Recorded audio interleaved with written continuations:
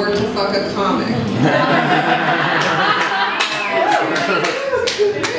Like, in order to do this podcast, I have to spend the night at someone's house. I spend 12 hours. Everyone lives in Bushwick, and I live in Harlem. So there's 3 hours full round trip on the train, right? And then overnight, and then editing, and then promoting it shamelessly all the time. I had to make a Twitter account for it. To fuck a comic, I pretty much just have to say hi. You know, it's people are just rude, I guess, is what I'm learning. It's fun, though. You should check it out. Sleepyhead Podcast, not Sleepy Time Podcast. I think I should change the name, because I'm the only one that knows how to say it right. I'm really glad that you guys are here. I've been looking at you. I don't know you. I'm sure you're very funny. I'm going to leave before your set, so I'm just going to tell you did great. But I love when improvisers are at stand-up shows. Number one, because we have looks like a full audience almost. And number two, because you guys are such better audience members than stand-ups are. Like, so much better. Like, even that little giggle. No stand-up would ever give me that. And so it makes me really happy. Last time I was at a show, they put up all the stand-ups at the beginning and the improvisers at the end, and I felt so bad because there were like 3 stand-ups. The improvisers all laughed at us very nicely, even though we didn't do great. And then the improvisers went up and the 3 stand-ups just like sat there like this the whole time. So I hope that doesn't happen to you tonight. You're good people. I'm just saying, you're doing the Lord's work. You guys probably you're like second best to like really drunk group of black ladies. That's the best audience, but improvisers are second. On the way here, I was trying to decide what story to tell, because there's a lot going on. I'm sorry I'm kind of a mess today. It's that time of the month where I'm just hoping my period starts soon. It's true, I just had my first pregnancy scare. It's okay, I won. It's alright. I wasn't pregnant. I have to say that at the beginning of the story, otherwise people get very stressed. I was not pregnant. I thought I was for quite a while. And it was weird. It was one of those nights where you get drunk and your phone dies and you think, I might as well go home with this guy who says he also likes Nutella. So I did, and it was good, and I went home, and I think having a dead phone on the way home from a crazy night is the universe's way of saying, you sit there and you think about what you've done. And I didn't think about it until 2 months later when my period hadn't come. And it was scary, because I don't know if you guys have ever been through this, but I took the pregnancy test and the first one was positive. And that's just like, because I was so certain. I was like, you know how you can convince yourself, I don't know, girls, if you've been through this, but like, you always convince yourself, like, I'm not pregnant. I know I haven't had my period in 2 months, but I'm not pregnant. Like, you know, I crave cookies right now, but I always crave cookies. That's not different. You know, if anything, my boobs are smaller. Right? I can't be pregnant, right? Like, my friends said I'm probably not. That's reliable, right? And yeah, so when I saw the test, I panicked, and I called my mom, because we're Gilmore Girls like that, and she was like, oh, Jasmine, who are you with? Do you have a boyfriend? And I was like, no, Mom, I don't have a boyfriend. I fucked a comic. That's the opposite of having a boyfriend. That's one step past single, okay? And the fun thing about fucking a comic was that on the night that I took the pregnancy test, and okay, so rewind that. First of all, you know how you can get false positives, right? Well, it turns out you can get a false positive, but then if you take the test too soon after, like drink a bunch of water, it dilutes the pee, and then it's not accurate. So you can also get a false negative, and nothing is real, okay? So that's what I learned that night, and then I was trying to get my mind off of it, because I couldn't take another test till the next day, and I went to watch Netflix, and the guy that would have been my baby daddy was in the first 5 minutes of the movie telling jokes about how he's lowered his standards. Okay? If that's not a sign, what else? That's a sign, right? There's nothing else more in the world that's ever been a sign, but I wasn't pregnant, so signs aren't real and God's not real. The girls were like at least gonna have like some abs, and they didn't. It was like no one was in shape, and the polo was removable. I was like, I have a dance background. I was expecting some moves. I was very disappointed, and it was like just very sad. The girls kept playing around asking for money, and like I felt bad, so I kept giving them all this money, and it was like a really sad moment until one of the strippers recognized me, and she was like, "You're a comedian. I have seen you before. You're so great." And I was like, "I'm coming back here every week." Every week. It's a great establishment. Anyway, that's my story. So that was a mistake to open with. No, this is nice. I am glad you guys are here. I had a birthday recently. Birthday, thank you. Actually, usually I say that, but it actually was just on Sunday, and really did just happen. And I feel like there's like always so much pressure on your birthday. People are like, "What are you doing for your birthday? What are you doing?" And I'm like, "Nothing much. Just gonna get really drunk and release my eggs." No big deal. Same thing I did last year. I told that joke recently, and this lady in the audience yelled out, "No, eggs!" And I'm like, "What?" And they're like, "Oh, she thought you said you were to get drunk and shave your legs." Right? I was like, that would be the saddest birthday that I've ever had if I just got wasted alone in my bathroom. Nobody knows the troubles I've seen. We could have had it all. I'm like, I would just wake up covered in cuts, missing an eyebrow, half a bush. Thank you for supporting me on the bush line. I appreciate it. I do that at some shows, like everybody under the age of 30 is like, "What's up, buddy?" They don't know. Some people will remember. Back in the day, you really had to earn it. You know what you look like, right? And everyone thinks they know what they look like. But you know what you look like to you. You don't know what you look like to somebody else. If you want to know what you look like, ask somebody else to describe you. But if you really want to know what you look like, ask the little kid to describe you. Trust me, you want to fucking kill yourself. I asked this little kid to describe me, looked at me for a minute. He's like, Phil Spector fucked Elton John. I was shocked. I was absolutely shocked. I'm like, "You're a little kid. How do you even know Phil Spector and Elton John?" He's like, "Google, bitch." And then he took it one step further. He said, "You look like you wandered away from a rock concert in 1968 during a particularly intense acid trip." I was like, "That's amazing, kid. You're only 1 year off." It was 1969. It was during the Woodstock Festival. How could you possibly have known that? And he didn't answer me, and that's when I realized I had just made him up for the purpose of that joke. I'll tell you what did happen to me though recently. This was really weird. I went into a store, and I bought something with my credit card, and I give the woman my credit card, and she looks right at me, right in my face, and she says to me, "Thank you, ma'am." I was horrified. I was absolutely horrified. So I turned around hoping that there was a woman behind me, but there wasn't. Now, truth be told, this has happened to me before, but only from the back. Because from the back, I'm pretty sure I look like a lesbian.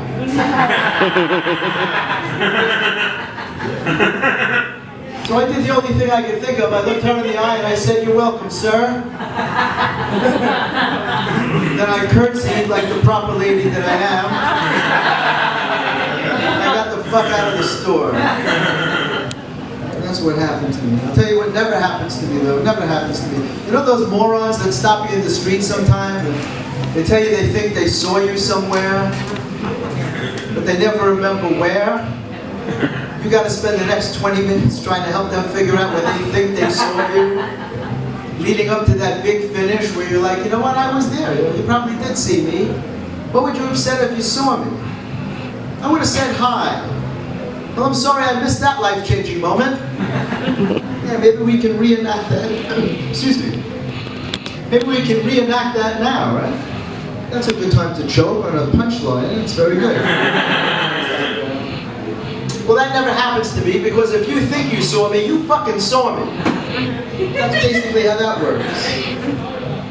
Anyway, this looks like a Facebook crowd. Are people here on Facebook? People on Facebook? Anybody hate it as much as I do when someone suggests who you should be friends with?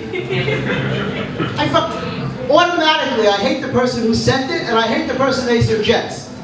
So I'm like, what the fuck, am I developmentally challenged? I need you to tell me who to be friends with? If it's that important to you, why don't you tell him to friend me? So what am I supposed to do? Send the guy a note? Mike said we should be friends. So what if the guy says no? I feel like a fucking douche.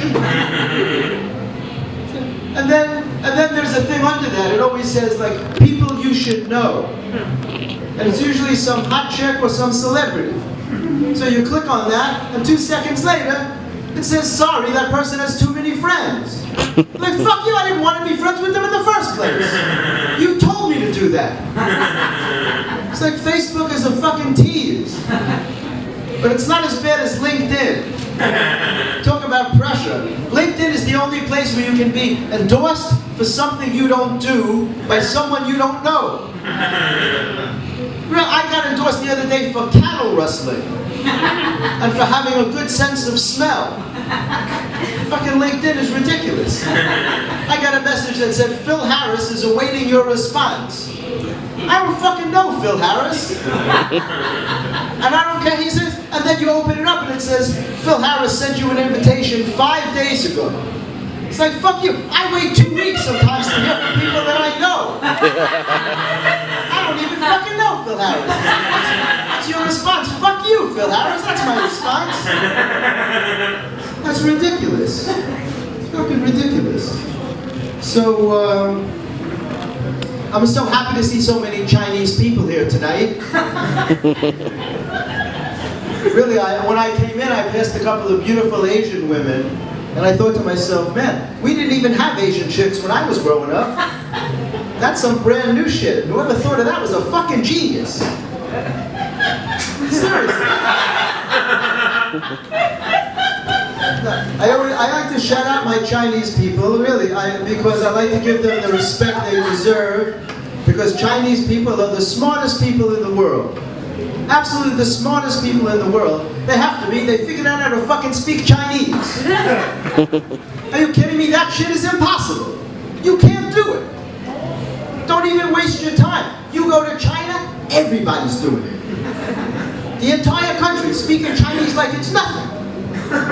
Little kids, 2 or 3 years old. Unbelievable. Smartest people in the world. I had a girlfriend who was Chinese for a while. Well, actually, she was Chinese for a long time. She was just my girlfriend for a while. And her Chinese was great, but her English was horrible. Or as she would say, horrible. Her English was horrible. Her English was so bad, she didn't even know I broke up with her. She came back the next day and just kept coming back till I forgot I broke up with her. Smartest people in the world. That is dangerous. Everybody was like, what? I could not believe it. I could not believe it. But I think that kids are really soft today because their cartoons are soft. But like, if you guys thought about it, like today they got Dora the Explorer, right?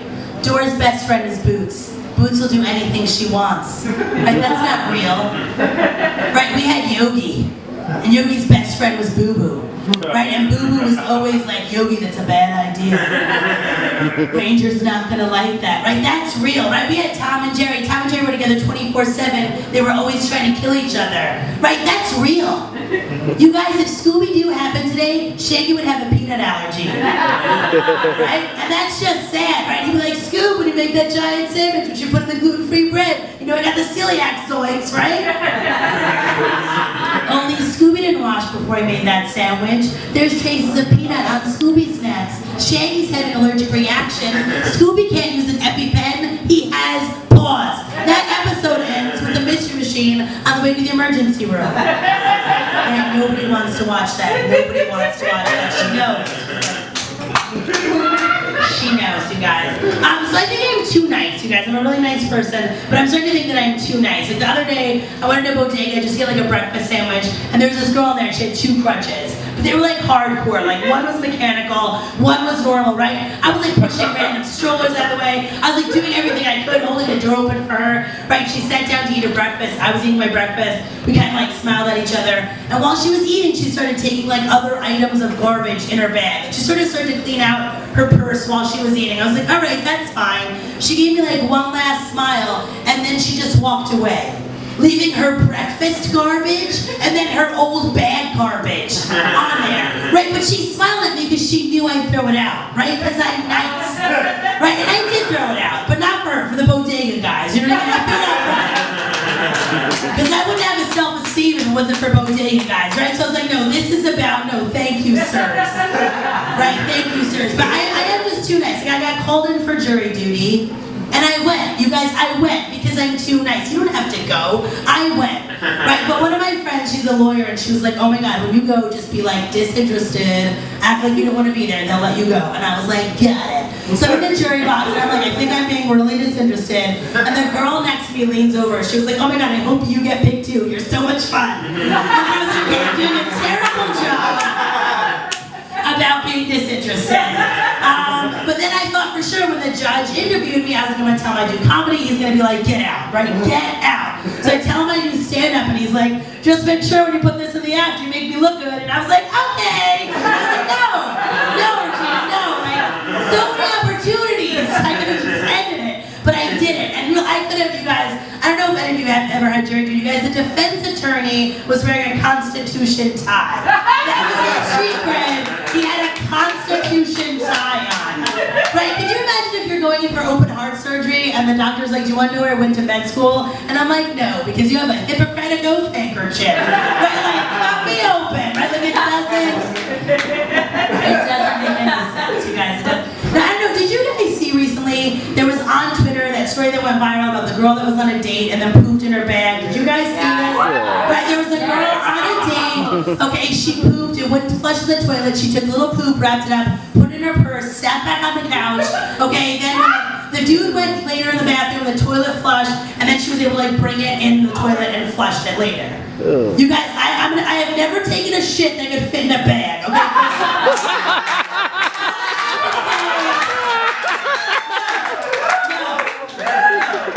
No, because first of all, it would have had to be a hefty bag. Like, I was like, what little purse, what little bitch poop, first of all, is it? But like, second of all, you guys, if that was me when I got back to the couch, the dude would have been like, yo, did you just shit in a bag? Like, there would have been no question about what just happened. I'd be like, oh, here I am back.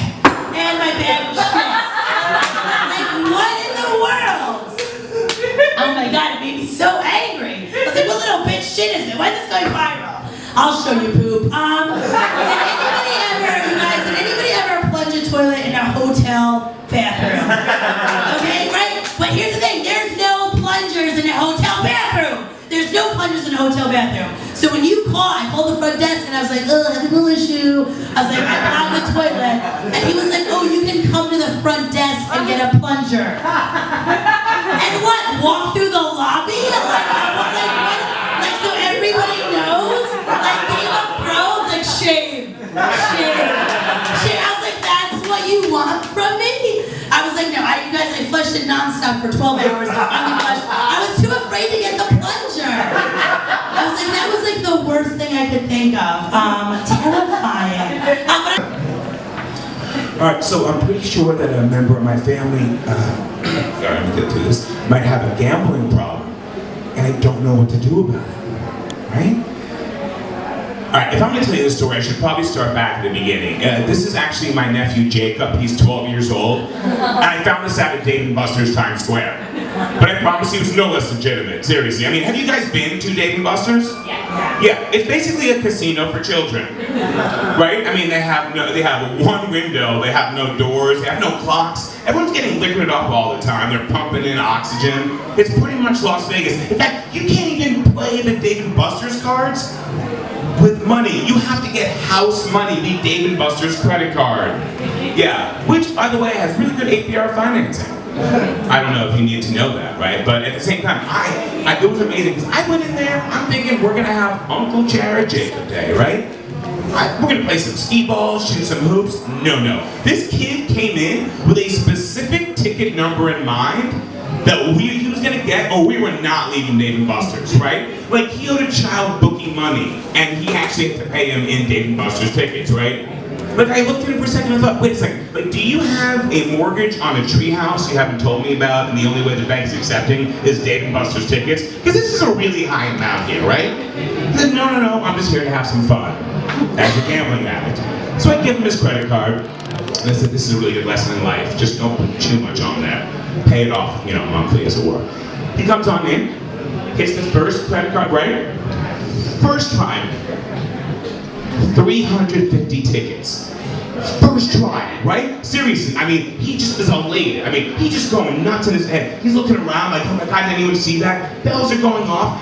So many tickets are coming out, and at some point I'm looking at it like, wait, he's just stuffing them in his pockets. He's putting it around his head like he's a boa. Like, I'm just like his nature boy Ric Flair, just like walking that aisle.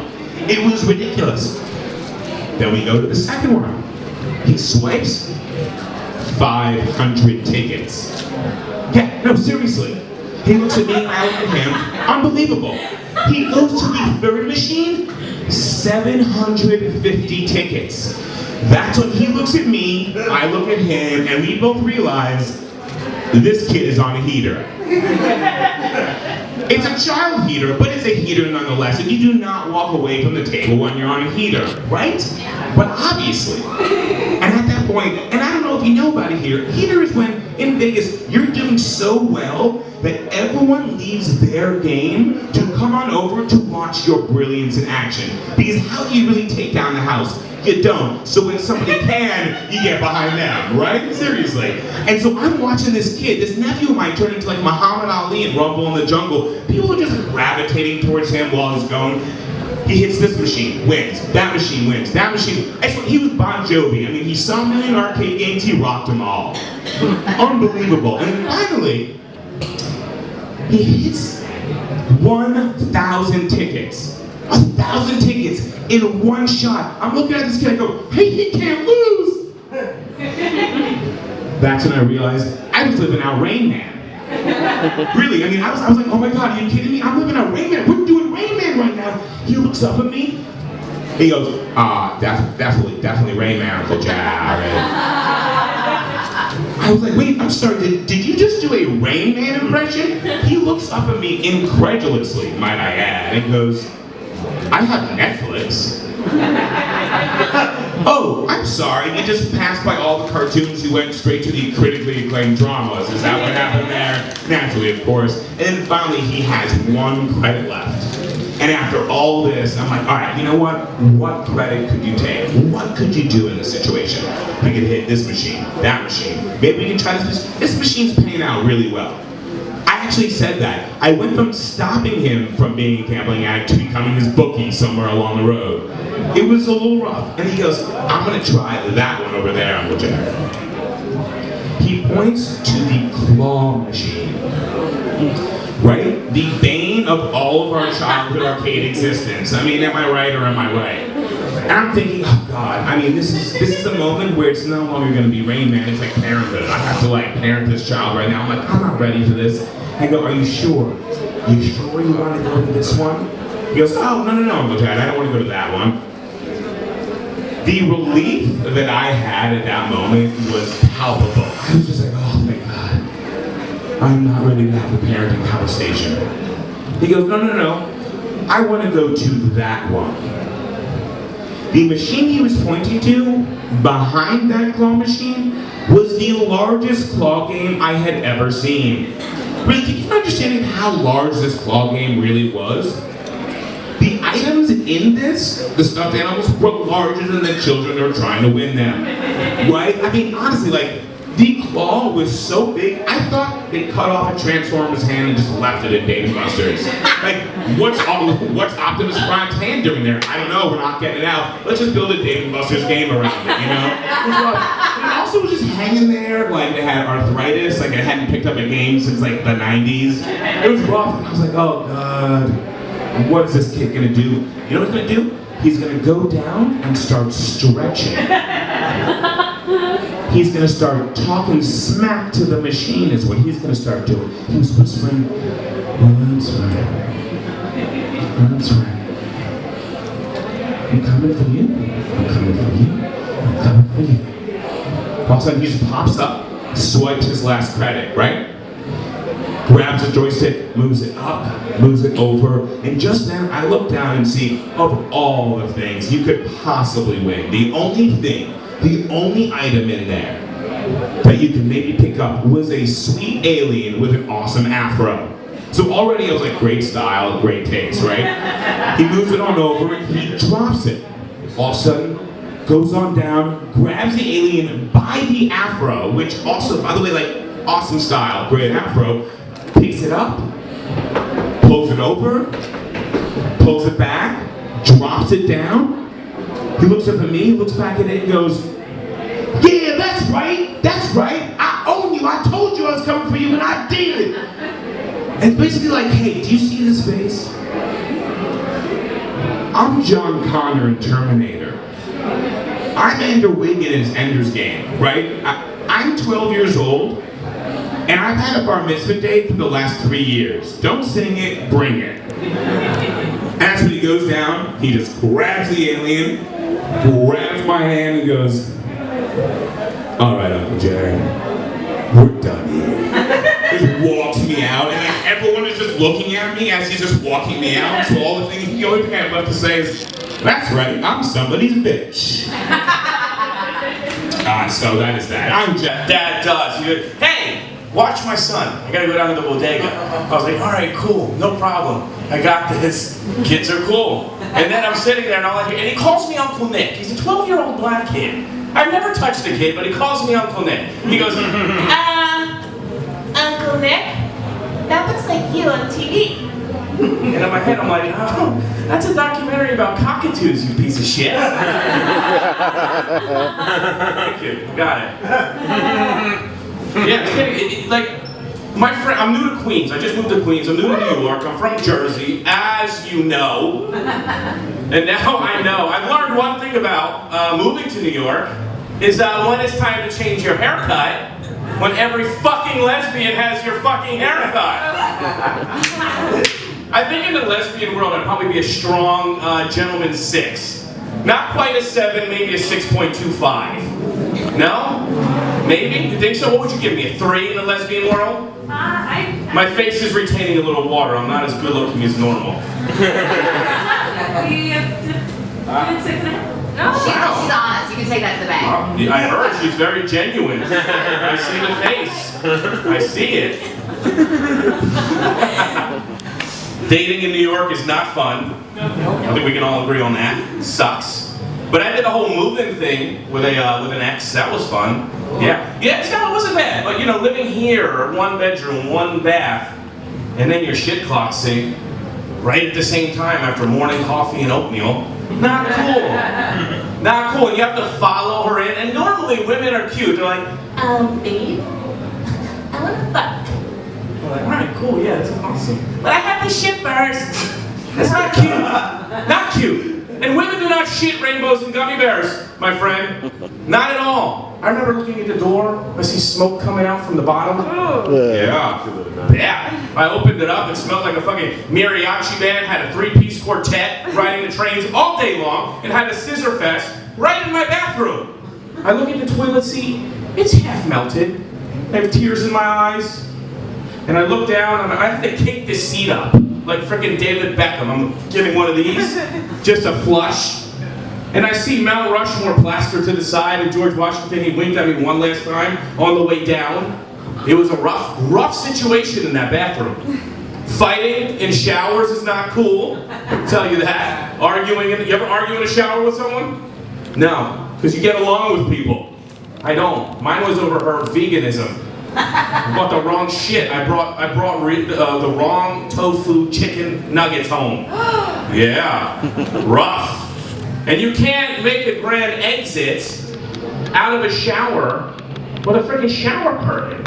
You can't do it. You can't say, "Hey, I'm out of here." Shit. The tension rod fell, didn't it? Oh, great, you have to turn around and face her. It's cold outside of it. You have 2 belly buttons, what it looks like. Looks like a button on a fur coat. It's so cold, I want to get back in the hot water with her, and you feel stupid for what you said over chicken nuggets. It's dumb. God, it's hot up here. Who turned the heat on slavery? It's hot. Fuck. Yeah. You guys smoke weed over here? Yeah. Oh, you do? Yeah. Is that what I'm smelling? No, not today. No? Well, not yet. Have you ever invented anything high? Protein pudding? Protein pudding? Yeah, I take creatine too. Yeah? I can tell. You are a handsome individual. Thank you. Thank you. What are you on, Sustanon? Windstraw? Or we can't talk about it here? Whatever you want. Yeah, it's, you know what I invented? Sheakers. Shit sneakers. Yeah, nobody wants to go out into public, take a shit, and be pointed out by their shoes at a bar and be like, hey, that guy with those Air Force Ones took a massive shit. Yeah, you slide them on right over your existing shoes, flush them right down the toilet, and that's it, you're done. Women, do not fear, I have a nice fall line of Jimmy Poos coming out for you. That is happier than my spray tan. I'm aware of that as well. All right. Now I want to go home and drink my home medicine cabinet out with a tall glass of water. This is great. Suicide always.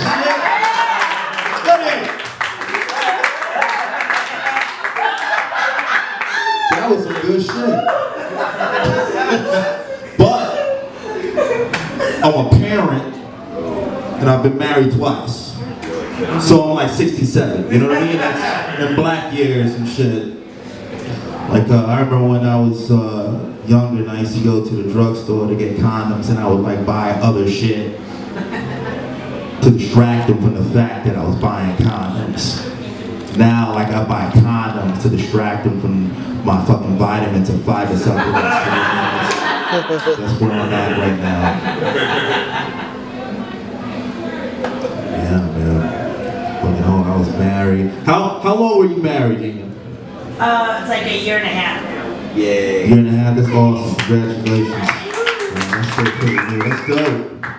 Yeah, I was married, man. I was married. Discovered I was in an abusive relationship, man. That shit can happen to you. Pay close attention, right? You ever had to have the self-intervention? Ever? To sit down, set myself down like Dre. Do you really need to be with someone that makes you beat them like that? I'm like, no. No. What do you got? That was stupid.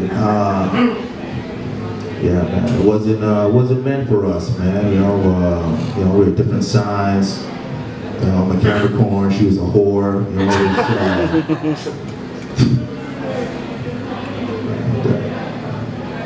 kind face, right?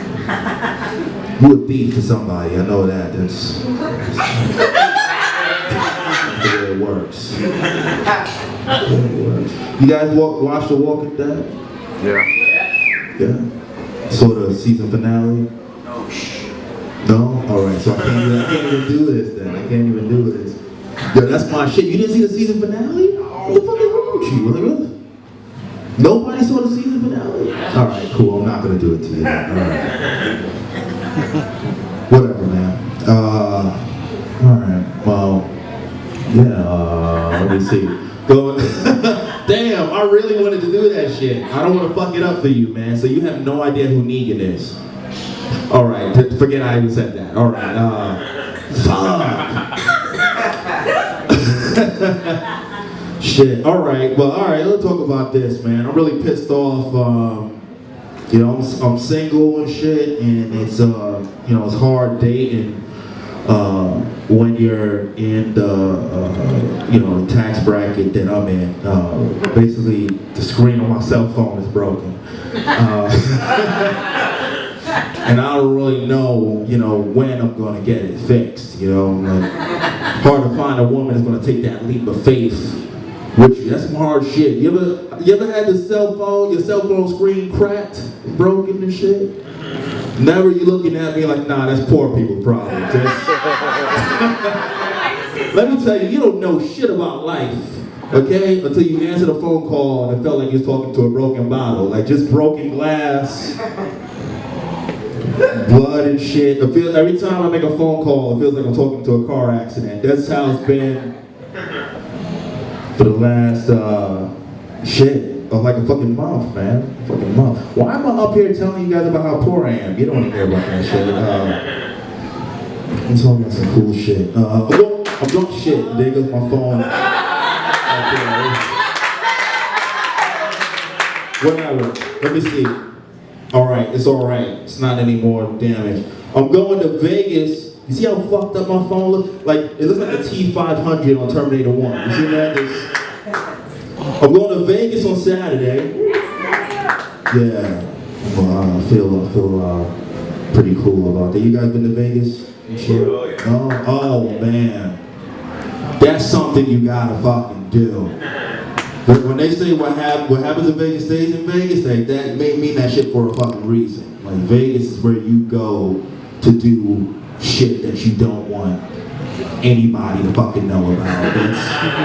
It's really like, yeah, I'm going to Vegas, man. I hate that they still say that saying, man, because like back in the day, like, okay, I get it, you know, I understand. I was in the pool at the hotel the last time, and this girl, she's in there playing with her friends and shit. She got her top ripped off. The chick took her top and just threw the shit, right? These are older chicks, you know what I mean? Like older chicks. Like you should have a top. You should have a top. You should be wearing a sweater, really. You know, it's cold. 3 p.m. outdoor pool. She's out there topless. And I'm just looking at her like, man, she turns around, she looks at me, and she goes, well, you know what happens in Vegas stays in Vegas. And she punctuates it with finger guns. Like it just made everything all right. Everything was cool. And all right, well, really? Okay, what happens in Vegas stays in Vegas. Has anybody told you about fucking Facebook? Are you serious? I'll attach a hashtag to those titties, you lose your fucking job. That's not what we do, man. Is a thing. We're actually doing our part. No, you're right. It's really natural resources. It's actually very kind of us. So I was feeling kind of weird because I wasn't that upset. No, But so like, you know, having friends like you, and just to like make me feel better about this kind of thing. It's what girlfriends are. It's friendship. It's friendship.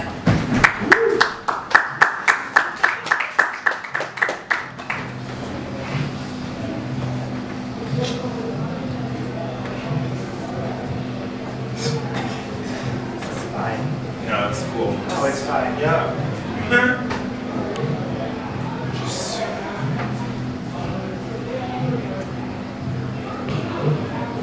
No, it's fine. Yeah, it's fine.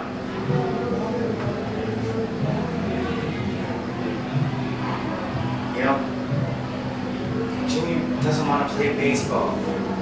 Just let him do what he wants. You know what? You're right. Let him play baseball. Why not? He wants to play baseball. Let him play baseball. Sure. I want him to go to art school. You want him to play baseball. Well, I just don't want him to get made fun of. He's already got 2 gay dads. He's being made fun of anymore. Oh, sure. Nothing's gonna make him get. Oh, sure. Great.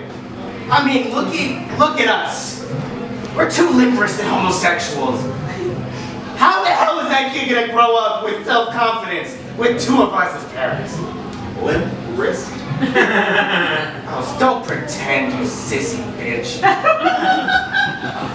You know. Dance, I want to make you proud, but I can't hold the bat with these limp wrists of mine. Sweetie, man up. I ain't raising no punk bitch. See, that was a little bit harsh. I know. I'm just trying to. Right direction, but harsh. Shit. I was watching Wendy the other day, and she said, you know, the whole terrible father. Just stop watching Wendy Williams, it'll all get better. I just feel really overwhelmed. That's totally normal. It's fine. It's not normal. You guys are so wrong. It's just for everything knows she's it's doing fine. isn't normal. That looks great. Thanks. You're so supportive. We're not here for moral support. We are here to get our shit done. I'm sorry, I'm just a very nice person, so it's hard for me to tell you. But you have to stop being so nice. You're doing great. I'm sorry I panicked.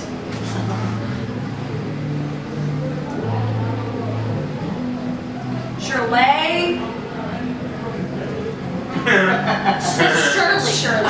Shirley. You know how to read, right? Yeah, there's just multiple ways to pronounce the same thing.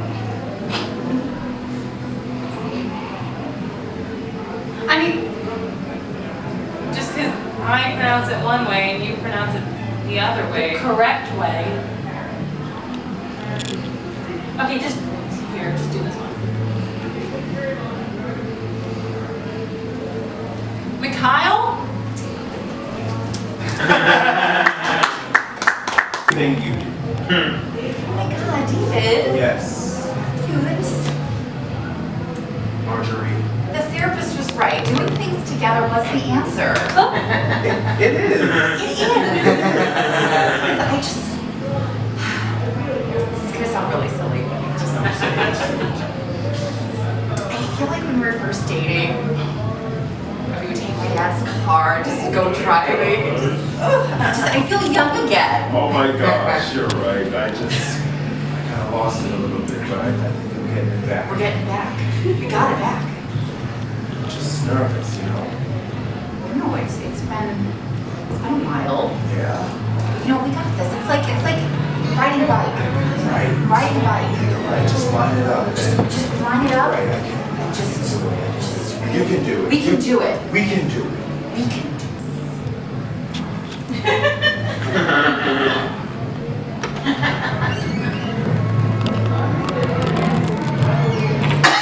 Oh my God. If you're gonna come, you wanna just do it like over there. Oh. Okay. You wanna go with the opposite direction of the wind.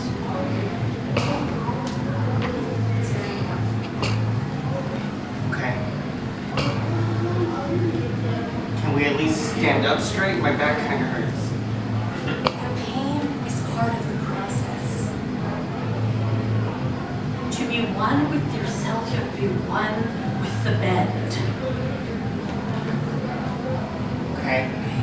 Fine, but I don't know, this club feels kind of weird. Look. 4-foot ceilings is a very exclusive club. It took a lot for us to get into here, so if you can just be cool. Okay. Okay. Okay. We're watching.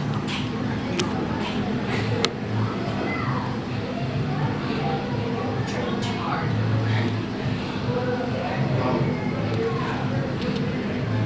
Now I have to pee. Very close. You're very close. It's fine. No, my fault. Totally my I'm fault.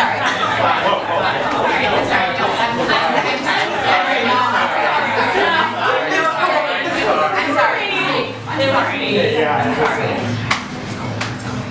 I'm sorry. You're right. It's my bad. It's fine. Now we're fucking lost. I'm getting cold. I'm sorry. Okay, well at some point one of us has to stop saying we're sorry and let's get out of here. Sorry. I'm sorry. You're putting a lot of pressure on Cheryl. Cheryl, look what Shit! Anthony. Okay. No. I'm sorry. Look, you see what's Oh my God. I see we're stuck in a cave. I don't see emotions right now. You never see emotions. That's your problem, Paul. You're such an asshole.